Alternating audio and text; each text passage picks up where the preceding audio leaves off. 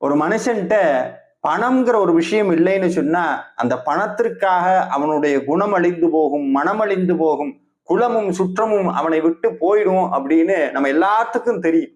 இந்த பண கஷ்டமும் வறுமையும் ஏன் ஒருத்தன்ட்ட வருது அப்படின்னா, அதுக்கு வள்ளுவர் சொல்றார், அவனிடத்தில் அருள் இல்லை, அதனால அவன்கிட்ட பொருள் தங்குவதில்லைன்னு சொன்னார். நிறைய பேர் நினைச்சுக்கிறோம் பொருள் இல்லாதங்காட்டித்தான் வறுமை வருதுன்னு. இல்ல இல்ல, இறைவனுடைய அருள் இல்லைனா தான் வறுமை வந்து சேரும். இது அருணகிரிநாதரும் சொல்றார்.